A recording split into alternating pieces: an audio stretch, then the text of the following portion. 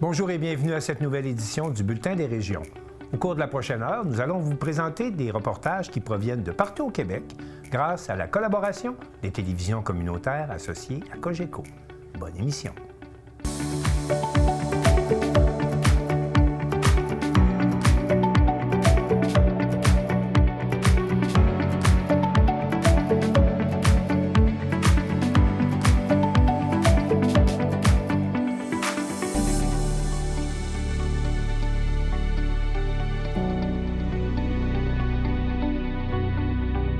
Au sommaire pour vous cette semaine, à Montmagny, une mobilisation citoyenne pour obtenir un CHSLD promis par le gouvernement depuis 2021. À Thetford Mines, une entreprise de transformation des produits de l'érable se rend jusqu'à Hollywood à la soirée des Oscars. À Petite-Rivière-Saint-François, la tradition du temps des sucres est toujours bien vivante. À Neuville, les membres du Cercle symbolique discutent et dissertent autour de la symbolique du feu. À la pêche, la maison de la famille L'Étincelle offre une gamme complète de services pour les petits et les grands.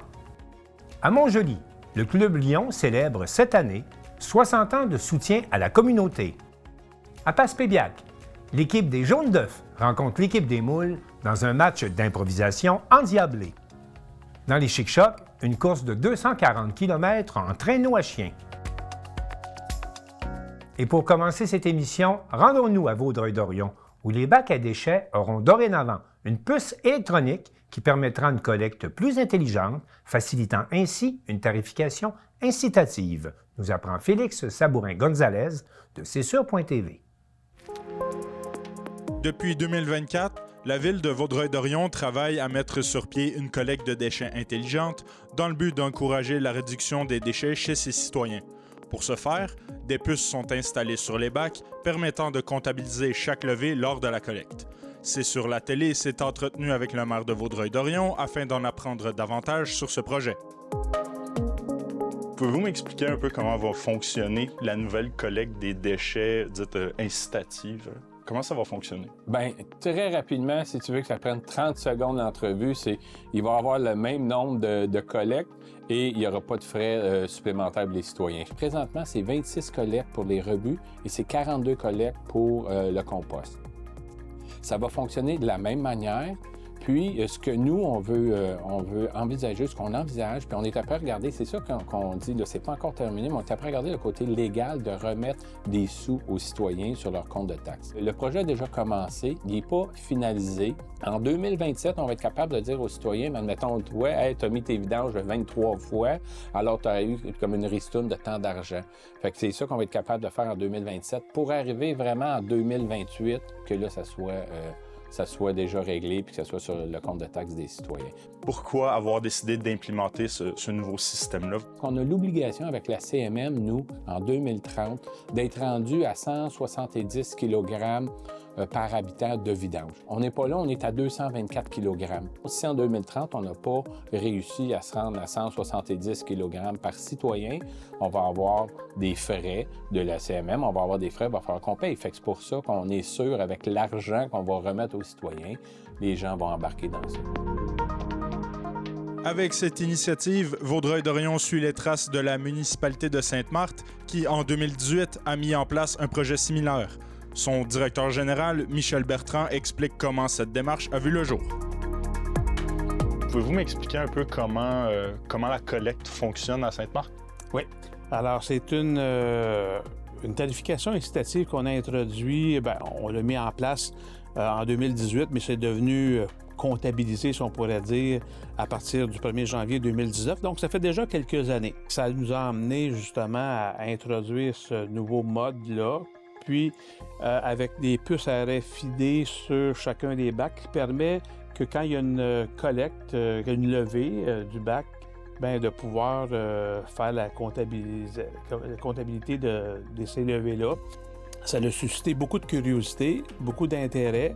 Et à notre grande surprise, on a eu une adhésion fort positive de nos citoyens dès le début de cette implantation-là. On a opté pour une approche qui récompensait le citoyen qui a des bons comportements au niveau de la gestion de ses matières résiduelles. Donc, en favorisant certaines collectes puis en défavorisant d'autres, Là, il y a un crédit qui était attribué. On avait fixé aussi une performance collective. Donc, si on atteignait un certain pourcentage d'enfouissement et moins, bien là, chacun avait...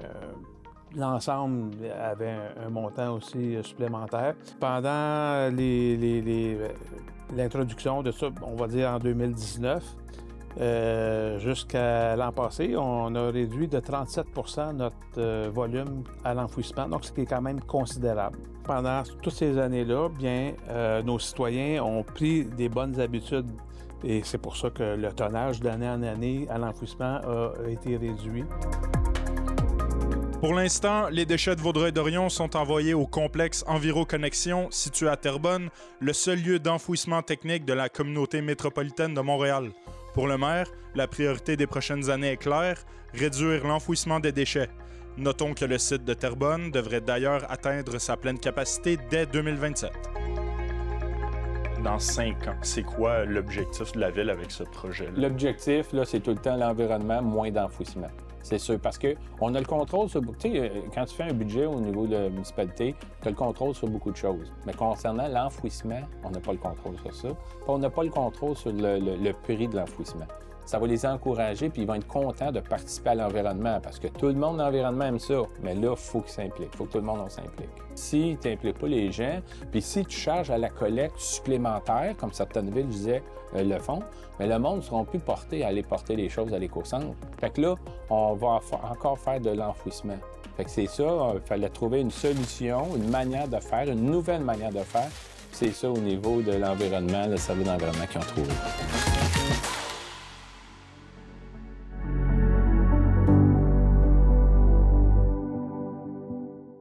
À Montmagny, à l'initiative de la mairesse Gabrielle Brisebois, les citoyens se mobilisent pour réclamer la construction d'un CHSLD qui a été officiellement annoncé en 2021, mais dont la construction n'a toujours pas commencé.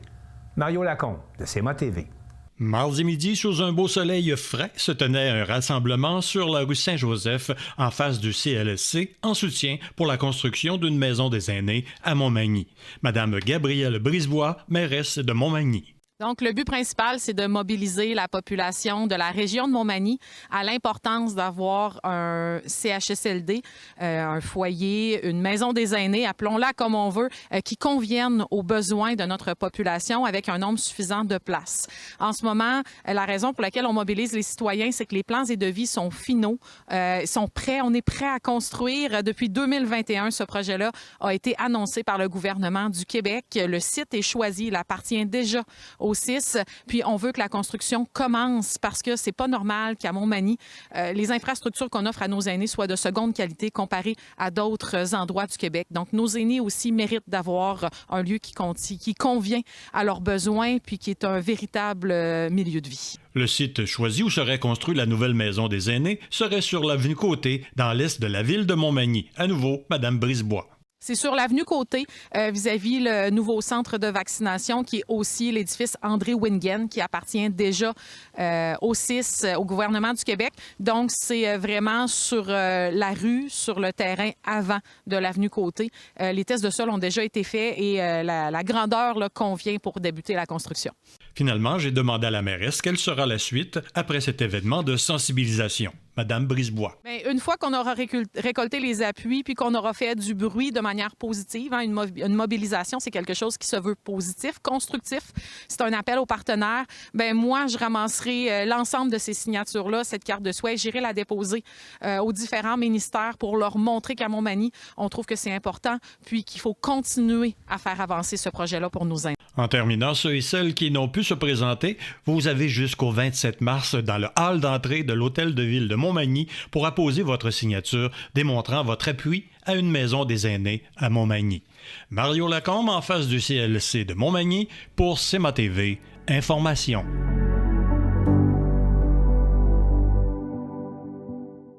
Depuis 10 ans, des produits d'érable confectionnés à Thetford Mines par l'entreprise Cumberland se retrouvent dans les sacs cadeaux distribués aux vedettes et personnalités assistant à Hollywood à la soirée des Oscars.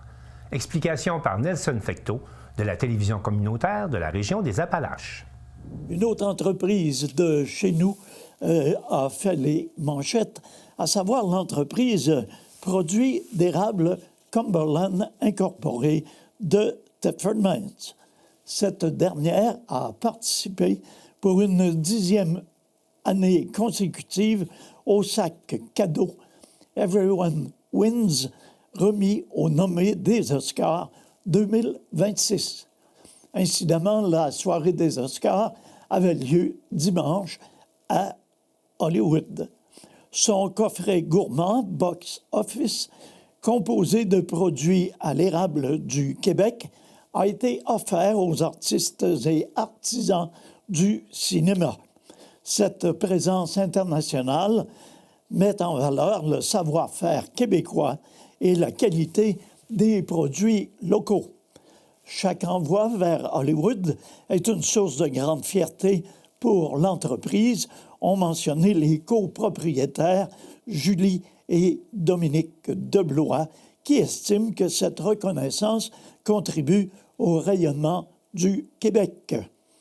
Les coffrets sont notamment assemblés par des jeunes en insertion professionnelle de l'école secondaire des Abénaquis de Saint-Prosper, ceci marquant l'engagement social de l'entreprise.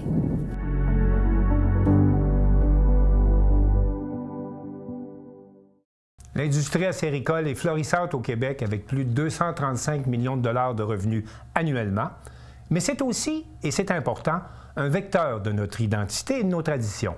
Félix Chouinard de TVCO s'est penché sur le sujet.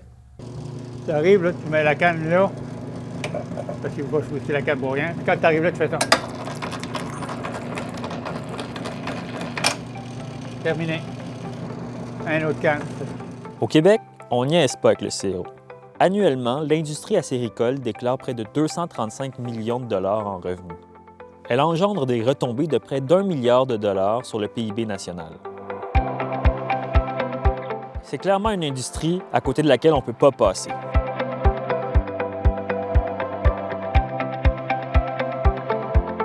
Dans les dernières années, je vous parlerai environ d'une augmentation des ventes à l'international de 7 % par année, en moyenne.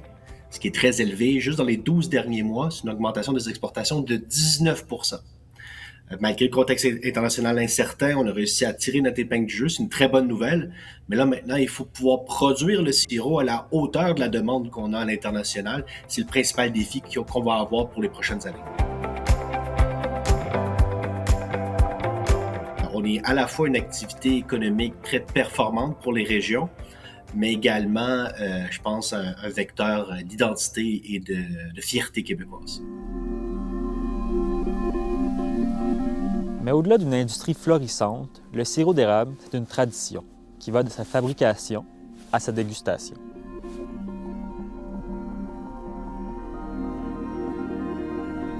Moi, j'avais des amis qui avaient commencé ici. Quand on avait acheté ça, on demeurait à Québec dans le temps. Et puis, des amis que j'avais ici, Noël Bouchard, lui avait commencé ça avec la cabane ici, tranquillement. Puis, un petit évaporateur à 22 par 5. Il a fait du compte, on trouvait que ça ne fonctionnait pas, ou a changé pour être 2 par 6. Ça ne fonctionnait pas encore le tout.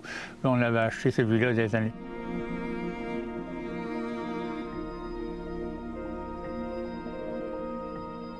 Ça fait qu'on va avoir une petite remise en bas avec un réservoir. Et puis notre pompe est installée ici en bas ici. Et puis on fait la succion de toutes les érables ici. On va presque jusqu'à la gare du train en bas ici. Le flanc ici, à peu près 250-300 érables qu'on peut avoir ici.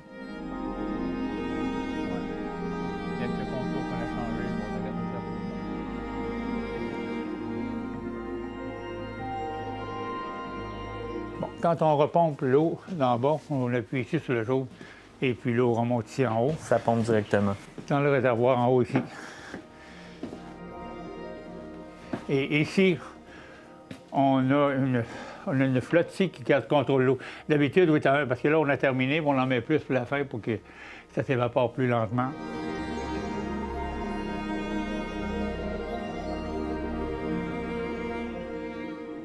Puis est-ce que vous sentez que vos fils, est-ce que c'est une relève? Est-ce qu'ils vont Stéphane, oui, je croirais que oui, Stéphane, oui.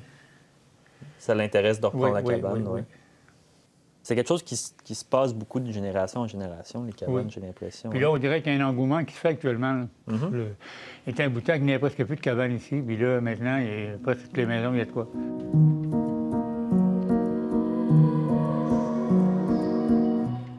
C'est évident, quand on remonte dans l'histoire, dans le passé, là, il y a plusieurs décennies, on pouvait retrouver dans plusieurs municipalités là, des cabanes à sucre qui pouvaient être évidemment en opération sur une base privée, dont on n'entendait pas beaucoup parler, mais certaines autres, oui, qui accueillaient des groupes et qui faisaient des événements au printemps, à la période des sucres, comme on dit.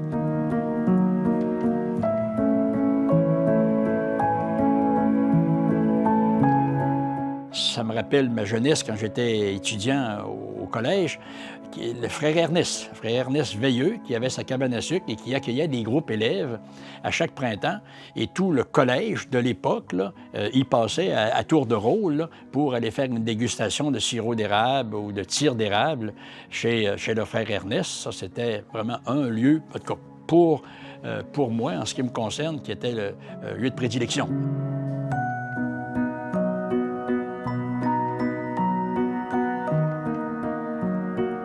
Historiquement, Charlevoix, c'est une région, c'est pas une région qui est une grande productrice acéricole. On ne retrouve pas d'énormes peuplements d'érable à sucre ou érable rouge, les deux essences qui nous permettent de produire du sirop d'érable sur le territoire charlevoisien. Mais historiquement, il y a toujours eu la culture acéricole parce que les familles produisaient du sirop pour eux-mêmes, pour leurs propres besoins en matière de sucre aussi.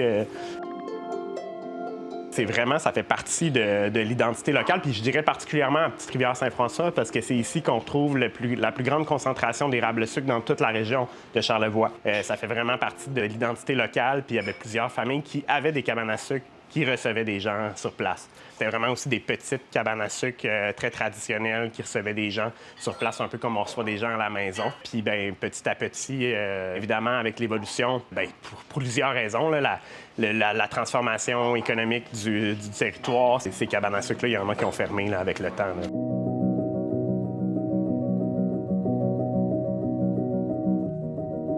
Sur les 8400 entreprises acéricoles du Québec, on ne dénombre aujourd'hui que quelques 150 établissements qui opèrent comme restaurants. Une tendance à la baisse qui n'épargne pas Charlevoix.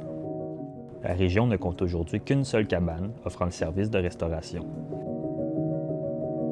Ce qu'on appelle aujourd'hui les cabanes à sucre de type restaurant, là, dans le fond, il y en a beaucoup moins qu'il y en avait. Je pense que ça s'insère aussi dans une transformation sociale. En général, à la base, les cabanes à sucre plus traditionnelles, quand on remonte dans les années 50, 60, 70, on parlait vraiment de petits établissements très enracinés dans leur territoire où les gens de proximité allaient profiter finalement de la saison des sucres là, annuellement, là, dans le fond. Puis petit à petit, mais dans le fond, ces établissements-là, il y a plein de raisons qui expliquent ça, là, mais c'est un peu comme on peut le voir dans d'autres secteurs de la vie économique, c'est-à-dire que de rentabiliser des petits établissements comme ça devenait de plus en plus complexe. Qu'est-ce qui explique vraiment le déclin? C'est une question plus large. Les normes qui ont augmenté avec le temps, ça devient quand même complexe. C'est pas évident non plus de rentabiliser de la restauration aujourd'hui en 2026, on va se le dire.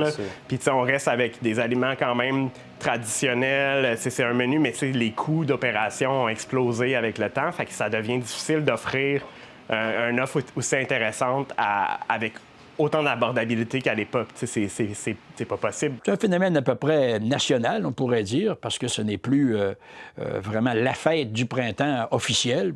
Même si ça existe encore, ce n'est pas la fête officielle, à mon sens. Là. Depuis la fin des années 70, début 80, là, on sent nettement là, une diminution considérable du nombre de cabanes à sucre.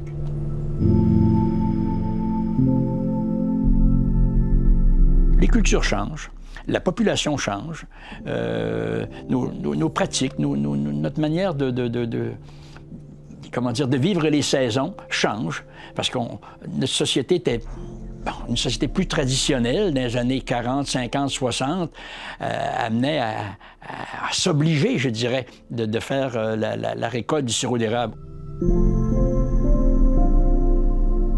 Aujourd'hui, Ça préoccupe pas grand monde que de dire « je n'ai pas mangé de sirop d'érable » ou de tir d'érable ce printemps.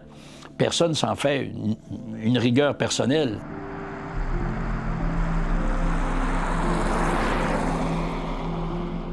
Est-ce qu'il y a une perte? Moi, c'est pas ce que je ressens ici. Puis, nous, c'est sûr qu'on est un projet relativement récent. C'est pas récent, la sériculture sur le territoire du domaine. On est venu, je pense, revitaliser ça. Mais je dirais que nous, ça fait à peine 10 ans, là, dans le fond, qu'on a repris les opérations. Fait que, au contraire, peut-être que c'est difficile de témoigner de la même façon qu'une cabane qui aurait 40, 50 ans d'existence.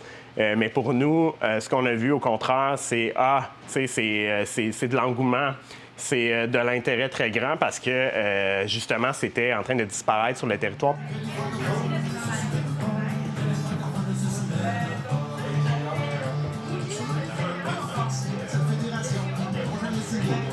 Est-ce que c'est devenu pour moi quelque chose qui est trop une attraction touristique? J'irais pas. Nous, ici même, 50 de notre clientèle est charlevoisienne, 50 de notre clientèle est touristique. Demain matin, je ne vais pas aller cracher sur le 50 de clientèle touristique qui vient ici. Là. Ça nous permet de faire vivre justement ça puis d'être en mesure de l'offrir. Après, c'est plus dans la façon dont on décide de le transmettre, la façon dont on décide de le mettre en valeur.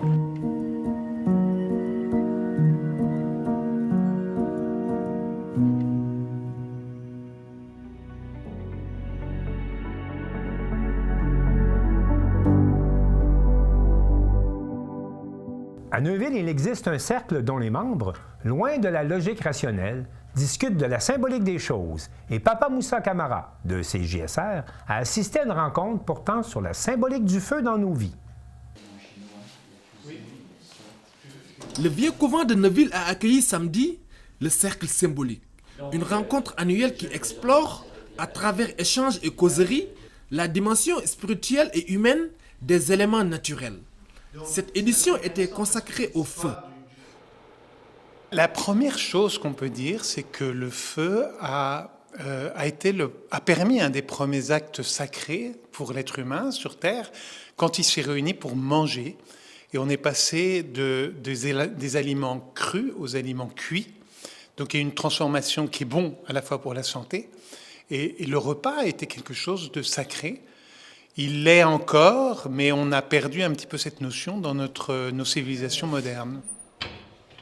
Les participants ont exploré le feu dans toutes ses dimensions.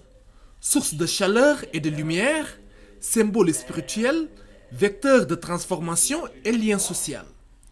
L'atelier a aussi abordé le feu dans la mythologie grecque, avec Vulcain, dieu du feu et de la forge, symbole de puissance et de créativité. Et Vulcain, par exemple, qui est le dieu du feu, qui était forgeron, était... c'est un homme quand même. Hein? Et cette prise de pouvoir, parce qu'en bout de ligne, c'est un peu ça, c'est toutes ces articles. Et je trouve que c'est très patriarcal et qu'on assiste aujourd'hui à quelque chose aussi qui est comme ça. C'est le pouvoir. Le pouvoir à tout prix. Il y a le feu du haut, hein, la foudre, le feu du bas, on pourrait dire au centre de la Terre, il y a une boule de feu. Et puis le feu, c'est un élément aussi qui nous amène vers la spiritualité. La symbolique du feu, le feu est très présent dans nos vies. C'est l'énergie qui brûle en nous, qui nous permet d'être en vie. C'est aussi la chaleur humaine qu'on peut donner, qu'on peut recevoir dans nos relations avec les autres. C'est la chaleur du feu qui nous réchauffe. Quand on parle de symbolique, essentiellement, c'est de rassembler le visible et l'invisible. Non pas comme deux aspects de la vie qui sont séparés par un mur, mais comme deux aspects de la vie qui s'imbriquent l'un dans l'autre. Il n'y a pas vraiment de frontière entre l'un et l'autre, mais il y a bien du visible et de l'invisible. Au-delà de la symbolique, ces cercles permettent de revenir à l'essentiel. Comprendre comment un élément aussi important que le feu continue d'influencer nos vies, notre société et nos croyances.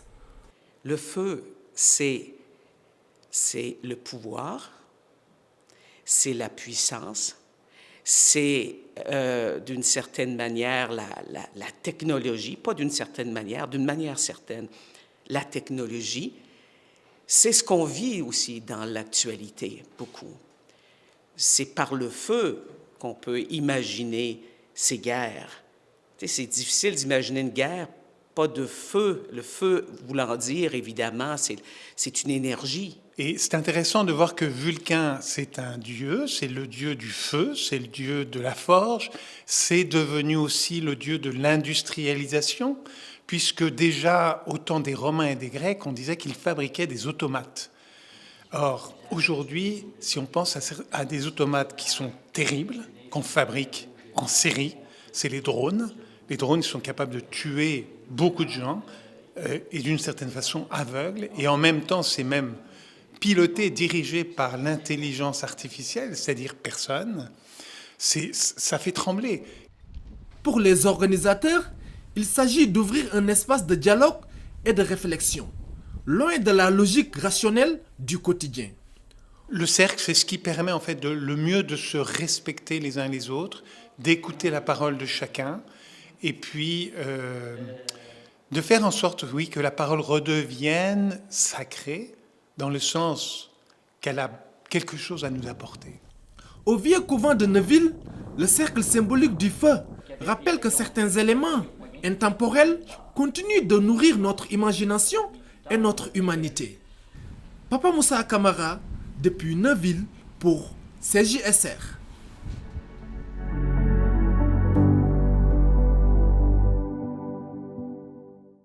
Dean Brisson de la télévision des Laurentides a visité la maison de la famille L'Étincelle à La Pêche, où depuis 2025, les services s'adressant à toute la famille sont offerts dans une maison fraîchement rénovée. Caroline Beausoleil, merci de nous recevoir à la maison de la famille L'Étincelle. Merci à vous pour la visite. Ça fait plaisir, vraiment. Caroline, je suis curieux de savoir comment tu t'es rendue ici. Est-ce que ça a commencé,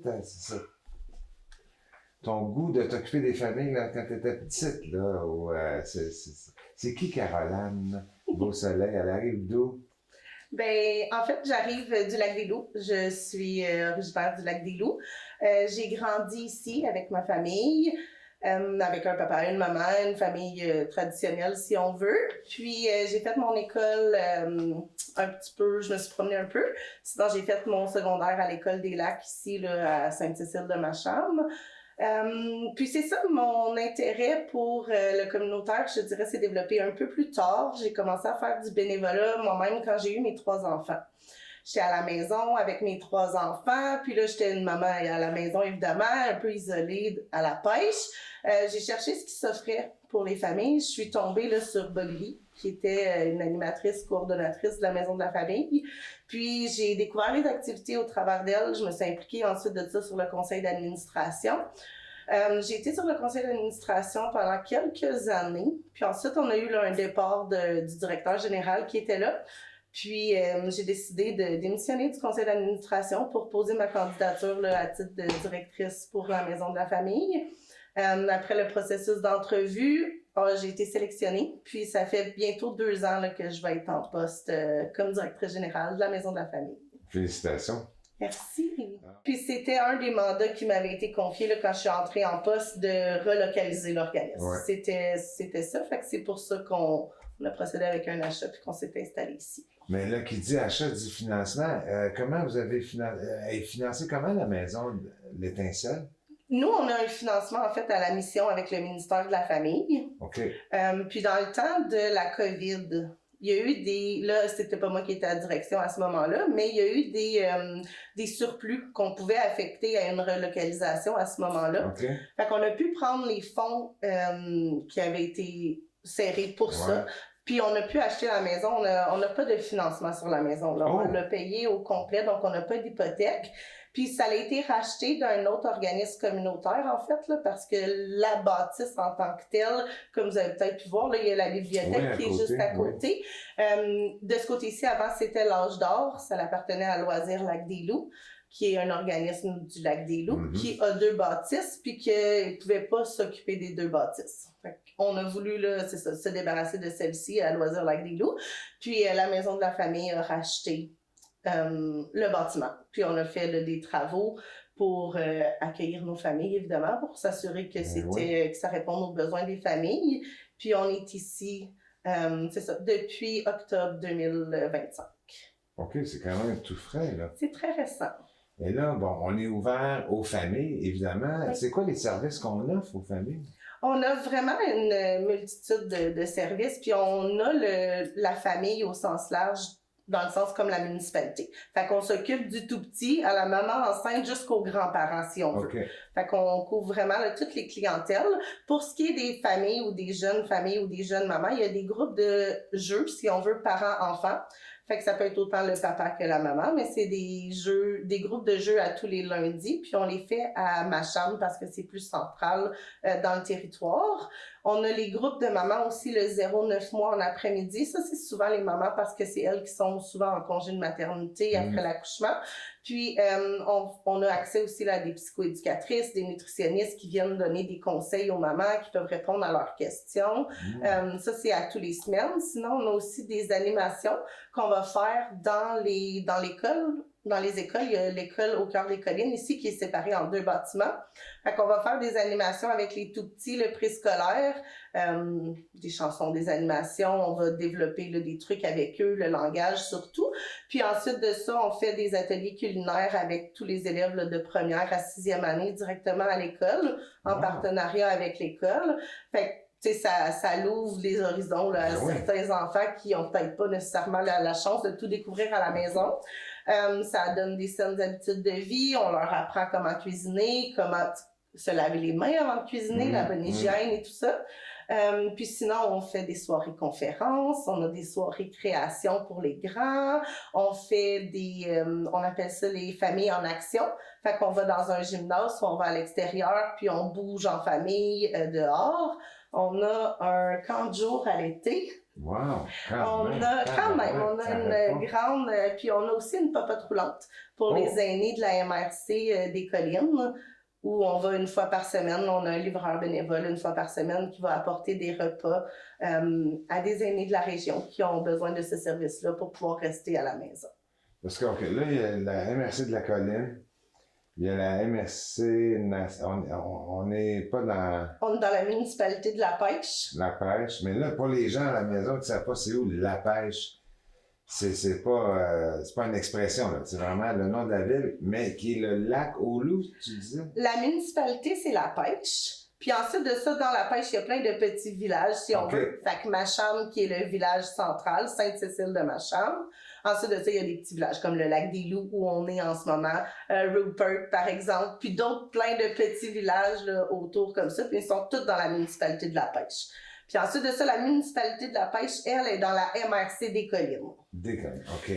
Fait que là, c'est ça, c'est un autre découpage. Puis nous, dans le fond, on a la mission de la Maison de la Famille, si, par exemple, avec le financement du ministère de la Famille, c'est pour couvrir la région de La Pêche. Toutes ces petites municipalités. Toutes ces petits villages dans la municipalité de La Pêche. Puis ensuite de ça, pour ce qui est de la popote roulante, là, on a vraiment une entente spécifique avec le CIS qui, eux, fonctionnent en découpage de MRC. OK.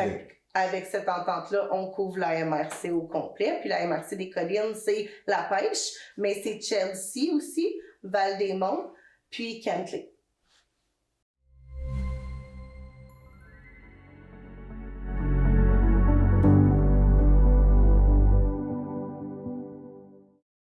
À Montjoly, depuis 60 ans, le Club Lion a distribué plus d'1 million de dollars dans la communauté et Marc Després de la télévision de la Métis en parle avec Roméo Boudreau, le président du Club Lion de Montjoly.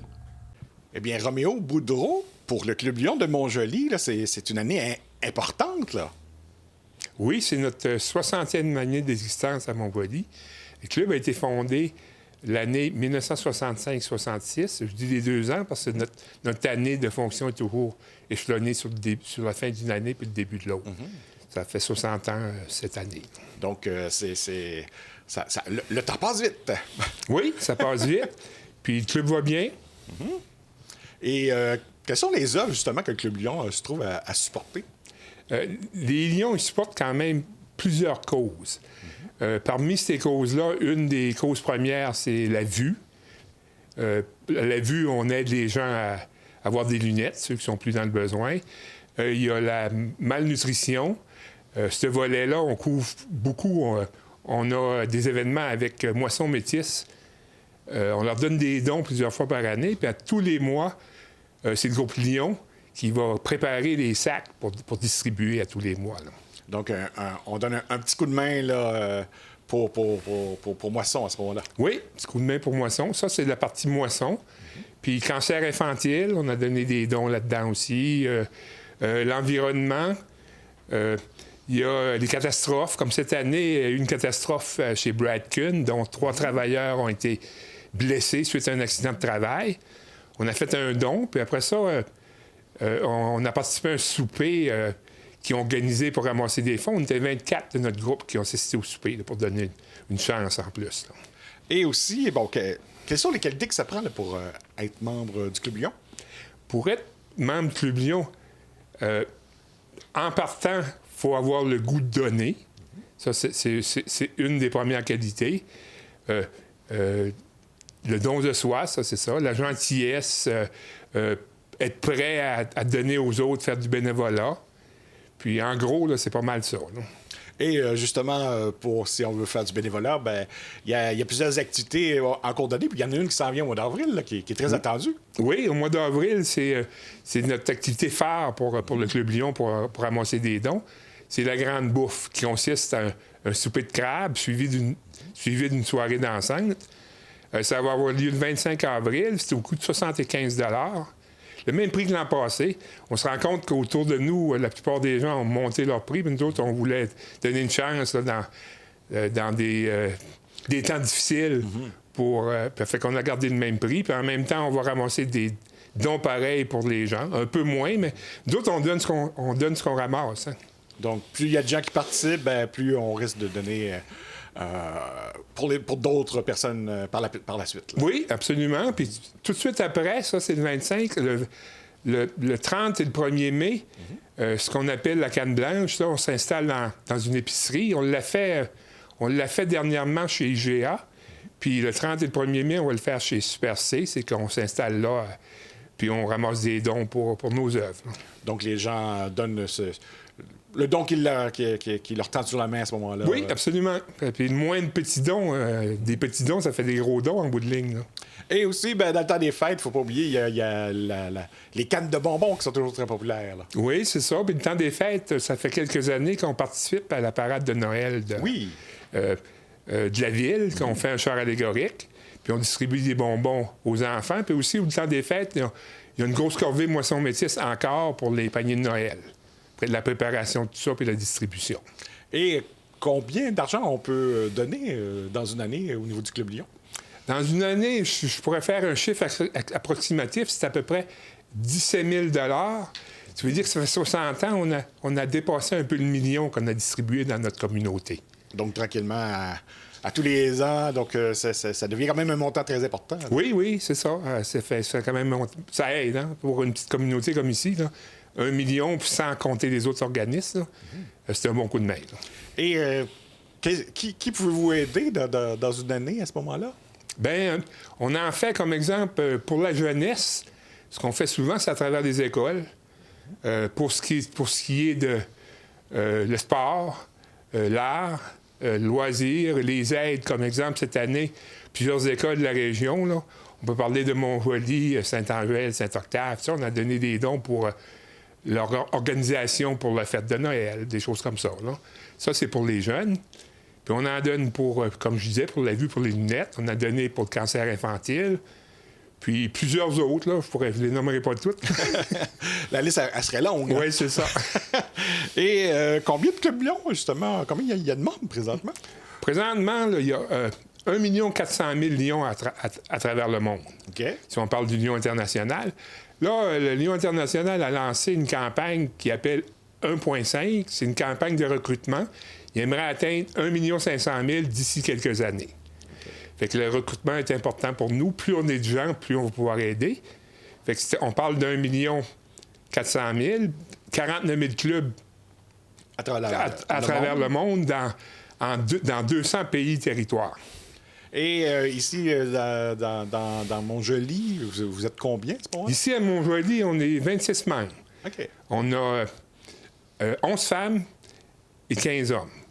Puis dans la dernière année, on a recruté 6 membres. Ça nous fait une augmentation de 30 juste cette année. Oh, quand même, c'est quand même notoire parce qu'on sait qu'il y a bien des clubs qui aimeraient ça, avoir de tels chiffres. Oui, on peut dire que c'est relancé. Là. Et à ce moment-là, donc, comment on fait pour devenir lion si jamais ça nous intéresse? Bien, la façon de faire, c'est de contacter un lion. Okay. Et souvent, c'est de bouche à oreille, là, des gens qui sont intéressés. On se côtoie, on côtoie tous ces gens-là toutes les fois qu'on fait des levées de fonds. Fait que vous avez juste à signifier votre intérêt, puis des gens vont vous accueillir. Là. Et bon, étant donné que c'est le 60e anniversaire, est-ce qu'on va avoir des activités particulières en cours d'année? Ou... Non, pas vraiment. Cette année, on aurait pu faire une grosse fête et inviter plein de gens. Bien, on veut se consacrer à nos œuvres. Okay. Avoir fait une grande fête puis débourser des fonds, là, c'est des fonds qu'on n'aurait pas eu pour donner à nos œuvres. Fait qu'on a priorisé nos œuvres. Et ça demande quand même beaucoup d'énergie et beaucoup de gens là, pour organiser tout ça. Absolument. C'est certain qu'on le souligne de cette façon-ci, là, avec vous. Là. Et à ce moment-là, ben, c'est ça, si on pense aller chercher 100 000 personnes de plus à travers le monde, d'en avoir quelques-uns de plus à Montjoly, on dirait pas non? Non, on dirait pas non, c'est certain. Puis le lion qui fait du bénévolat, c'est un plus, mais le lion qui a son bagage à lui, qui peut nous apporter dans différentes sphères, c'est un gros plus aussi. Là. Et à ce moment-là, bon, est-ce qu'il faut consacrer beaucoup de temps dans une année pour devenir lion à ce moment-là?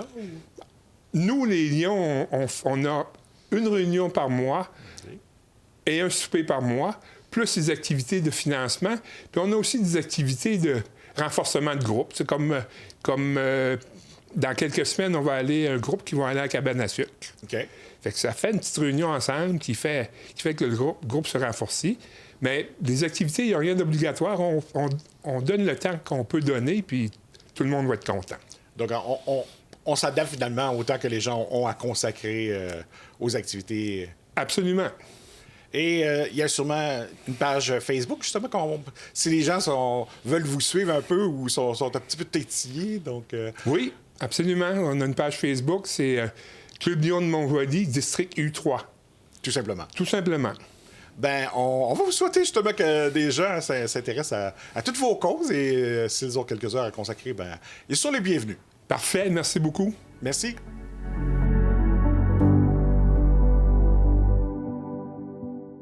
Simon Thériault de Télévague a assisté à Passepébiac, à une soirée d'improvisation où l'équipe des Jaunes d'œufs rivalisait avec l'équipe des Moules dans un match endiablé disputé devant une foule enthousiaste. Les spectateurs qui se sont déplacés samedi dernier au foyer du Centre culturel de Passepébiac ont eu droit à une superbe soirée d'impro. Pour ce match spécial, l'équipe des Jaunes d'œufs, composée de Lisanne Leblanc, Myriam Bourque, René Thibault, Alice Beaulieu et Kaël Chaput, affrontait l'équipe de la Moule, composée de Ghislain Gagnon.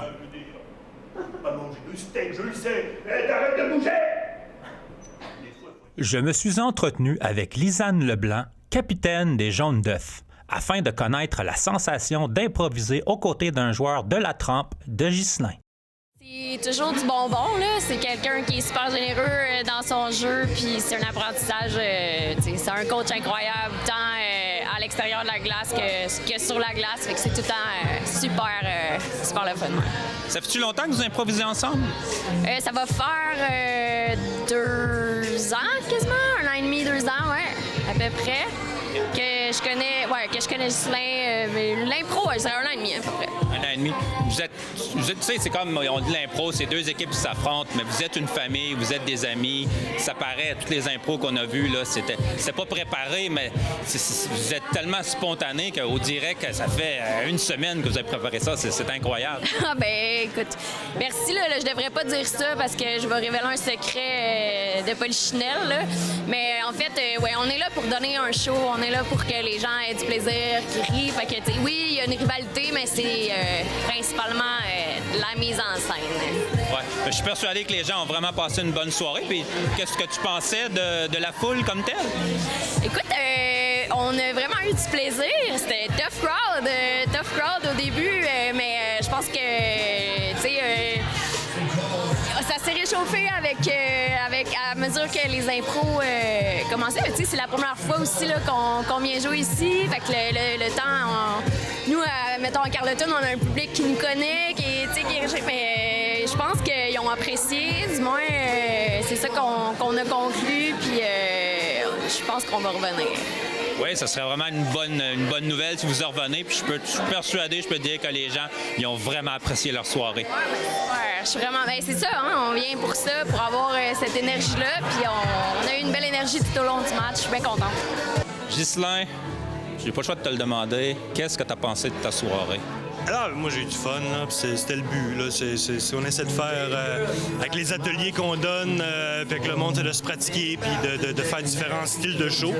Fait que là, moi, c'est tout le temps un défi de jouer avec beaucoup de monde ou contre beaucoup de monde. Là. Fait que super soirée, ça a super bien répondu. Une belle foule. Pour un vendredi qui fait -20, là, c'est le fun. Il y avait du monde. C'est un peu ta foule locale aussi, veux pas, là? Ouais, ben, j'ai senti, là. J'ai vu beaucoup de monde que je connaissais, puis c'est vraiment trippant. Puis de tous les âges, c'est ça qui est magnifique. T'as autant des enfants, des ados que des personnes plus âgées. Puis ça, ben, c'est ça qui est le fun avec le théâtre et avec l'impro, c'est que c'est multigénérationnel. Fait que c'était retour à la maison. Là. Qu'est-ce que tu as pensé de tes partenaires de jeu? Ah, moi, je les adore. Là, c'est pour ça que je le fais. Là. Jouer avec Kael, René, Lisanne, Alice, puis là, je n'oublie une, mais en tout cas... c'est toujours le fun, puis il s'améliore de fois en fois, puis il aime ça, puis ça paraît. Donc moi, quand il y a des gens passionnés comme ça, ben ça me donne le goût aussi d'en refaire, puis de partager avec eux autres là, la scène, puis des trucs aussi. C'est un peu ça, parce que tu aimes vraiment ça, puis tu vois que t'emportes des gens avec toi dans ton trip. L'important, c'est que l'impro survive, tu sais, qu'il y en a tout le temps, des plus jeunes qui voient ça, puis qui plus tard, ils veulent en faire, tu sais, puis on donne des ateliers aussi à moi, j'en fais avec des enfants. C'est toujours le fun qui ont le goût d'en faire, ils en font à l'école parce que veut pas l'impro, c'est très québécois, c'est en dedans de nous. Non, on le fait pour ça. Je pense, moi, je le fais pour ça, pour que ça reste vivant. Quand je serai tanné, j'arrêterai. Mais pour l'instant, j'ai repogné un goût. Là. C'est un peu comme donner aux autres aussi, parce que quand on regarde un jeune comme Kael, on peut l'appeler la relève, là, il est quand même assez incroyable. T'en penses quoi de Kael? Ah, mais Kael, je veux dire, c'est à cause de lui que je suis là. Tout simplement. C'est lui qui m'a demandé de rejouer avec lui. Fait qu'on a fait le tournoi à Carleton à la mi-février qu'on a remporté.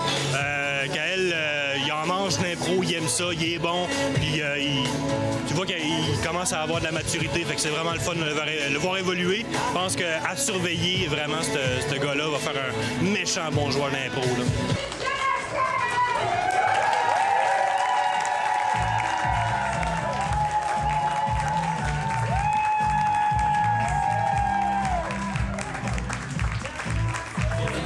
Première étoile du match, Kael, félicitations.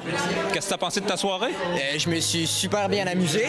J'ai eu du fun. Le public était là aussi pour participer parce que, évidemment, le public fait partie du spectacle. Sans eux, notre improvisation ne sert un peu à rien.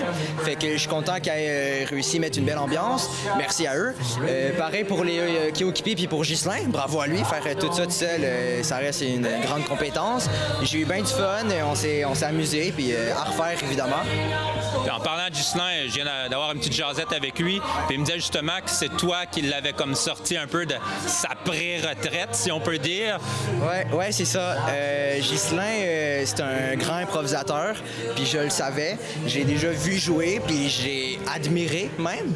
Je voulais donc m'essayer de jouer avec lui. Donc, sur un coup de tête, je lui ai proposé qu'on fasse un tournoi ensemble.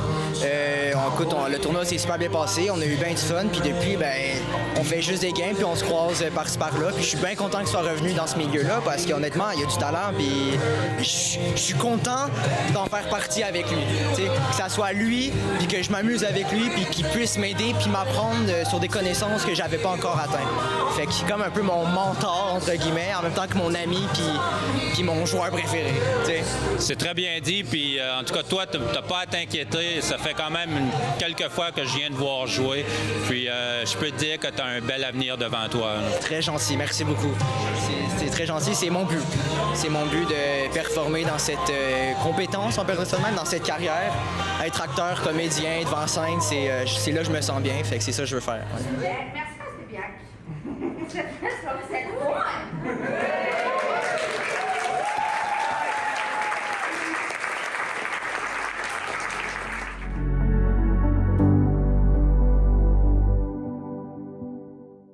Carl Blanchette de la télévision de la Métisse rencontre Maxime Fournier, un pilote de traîneau à chien, un musher, qui vient de participer à la course Chic Choc 150 000, la plus longue course à chien au Québec.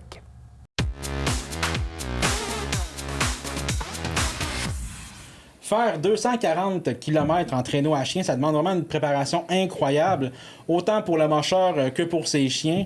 Donc, la fin de semaine dernière, Maxime Fournier de la pourvoirie Fournier a relevé ce défi en participant à la Chic Choc 150 000, la plus longue course du genre au Québec. Donc, on revient sur cette expérience avec lui. Bonjour, Maxime. Bonjour, Carl. Une course de 150 000 comme ça, donc 240 km, là, pour ceux qui sont plus à l'aise avec les kilomètres. C'est-tu une de tes plus grandes courses à traîneau à chien? Oui, c'est la plus longue que j'ai faite. Là. J'avais fait 2 courses de 100 000 avant ça, mais 150 000, c'était une première fois. Fait qu'il y a une étape de plus, parce que dans les courses de chien, habituellement, c'est des étapes à plus ou moins de 50 000 quand c'est des courses plus longues. Là. OK. Là, qu'est-ce qui t'a donné le goût de te lancer dans un défi comme ça, d'une aussi longue course que ça? Bien, moi, ça fait très longtemps que j'ai des chiens de traîneau. Là. Ça fait comme 25 ans peut-être ou proche, là. Puis j'ai toujours aimé les lignées de chiens de distance. Puis mon but, ça a toujours été d'être compétitif dans les plus longues courses qu'il y avait que je pouvais faire autour d'ici. Fait que il y a la Chic Choc depuis 5 ans, là, qui est une des plus longues. C'est la plus longue au Québec. Puis les autres courses, sinon, il faut aller aux États-Unis, là, dans le nord du Maine, là, pour aller faire d'autres courses aussi longues ou plus longues.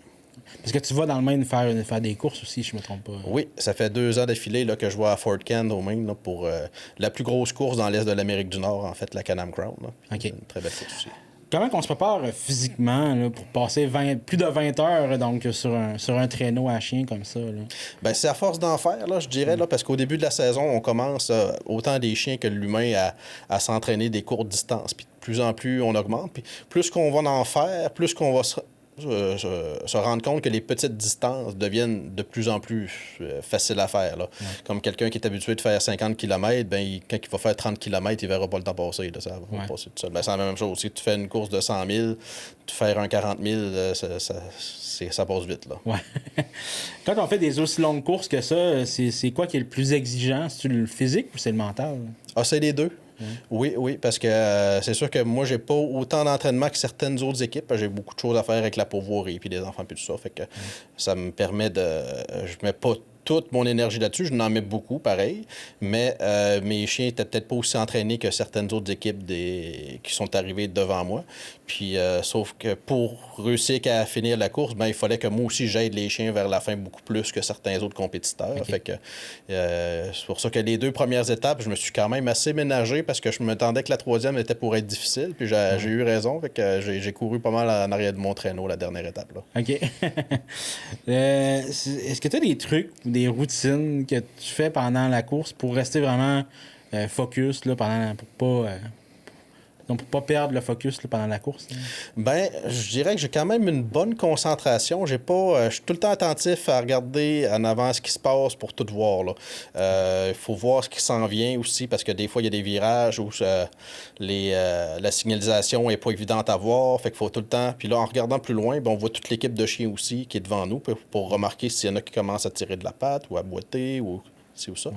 Fait que, mais c'est ça, c'est tout le temps d'être focus, je dirais, quasiment d'un bout à l'autre de la course. Là. Faut pas tomber dans l'ennui puis de manquer une fourche à quelque part ou quoi que ce soit. Il faut vraiment être tout le temps concentré d'un bout à l'autre. Là. Okay. Ça prend quoi comme équipement pour faire une course comme ça? J'imagine que c'est pas la même chose que de faire un exemple 60 km, là, donc ça doit demander beaucoup d'équipement quand même. Bien, ça n'en demande pas nécessairement beaucoup, mais il y a un matériel obligatoire qu'on n'a pas le choix d'avoir pour à peu près toutes les courses de mi-distance comme celle-là, c'est-à-dire une hache, des raquettes, un sac de couchage. Puis c'est du matériel qui sert quasiment plus à mettre du poids dans ton traîneau pour rendre la course un petit peu plus difficile que dire que ça va vraiment te servir en cours de route parce que tu veux un sleeping bag, des raquettes. Je m'en ai jamais servi en situation de course. Ouais. Mais c'est ça. Mais à part ça, on peut amener... on a toujours besoin aussi de lampes frontales pour la nuit. Parce que là, sur ces grandes courses-là, on fait du traîneau pratiquement autant la nuit que le jour. Oui, c'est ça. Puis sinon... c'est ça. À part on met des colliers lumineux aussi aux chiens la nuit. Okay. Fait que pendant le jour, on peut mettre tous nos colliers dans le sac, puis on sort ça pour la nuit. Puis, fait que ça donne environ 35 à 40 livres de bagages, plus évidemment un traîneau qui est conforme pour les courses avec tout l'équipement qu'il y a dessus. Et puis des harnais avec des bandes réfléchissantes aussi pour les chiens pour la nuit. Là. OK. Fait que j'imagine qu'il y a quand même une certaine gestion du poids pour pas... Donc, il y a un poids minimal à respecter, ou dans le fond, ce que je peux comprendre? Il n'y a pas de poids minimal. Bien, c'est sûr qu'on essaie toujours de choisir l'équipement le plus léger. Comme le sleeping bag, là, j'ai magasiné pour avoir lui qui rentrait dans les critères, mais qui était le plus léger possible. Fait que, c'est ça. Moi, surtout, c'est que je suis un peu plus lourd en moyenne que les autres mocheurs aussi. Fait que j'essaie de compenser en ayant du matériel plus léger un peu. Là. On essaie de couper chaque livre qu'on peut, tant qu'on peut, parce que c'est sûr que plus qu'on va être léger, plus que les chiens vont avoir de la facilité à nous tirer. Là. Est-ce que tu as déjà des objectifs pour l'an prochain? As-tu d'autres courses que tu veux participer? Tu veux-tu refaire la 150 000? Oui, bien là, ils sont pas sûrs, eux autres même, si ça reviendra pas une 200 000 comme ça a déjà été avant. Si ça devient une 200 000, je sais pas si je vais essayer ça ou si ils ont aussi une course de 100 000. Fait que 100 000, j'aime bien ça comme distance. Là. Puis, on va voir. Il y a la 250 000 à Fort Ken qui, ça fait longtemps que j'y pense. Ça sera peut-être pas l'an prochain, mais c'est sûr qu'un jour, je veux l'essayer. Là. OK.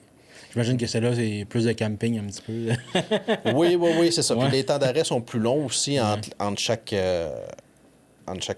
étape. Fait que ça aide les chiens à se reposer plus un peu. Là, mais c'est chaque fois qu'on rajoute une étape puis un point d'arrêt, c'est une gestion supplémentaire. Puis souvent, c'est que c'est plus tard que ça vient te rattraper. Là, tes erreurs que tu fais sur une étape, des fois, c'est 2 étapes plus tard qui vont finir par impacter ton équipe. Là. Fait que c'est de la gestion sur le long terme. Oui. Écoute, Maxime, en terminant, j'aimerais ça que tu nous dises si on veut te suivre tes péripéties de course ou si on veut sinon aller faire des activités à Pourvoirie-Fournier, on contacte comment, on te suit où, qu'est-ce qu'on fait? Oui, le meilleur moyen pour voir nos forfaits de traîneau à chien, c'est d'aller sur notre site web au fournierpleinair.com. Et puis aussi, il y a la page Facebook là, qu'on met pas mal de stock là-dessus. Là. Dernièrement, j'ai été un petit peu moins actif, là, mais sinon, c'est le média social qu'on utilise le plus. Là. Bon, c'est super. Merci beaucoup, Maxime. Ça fait plaisir. Merci.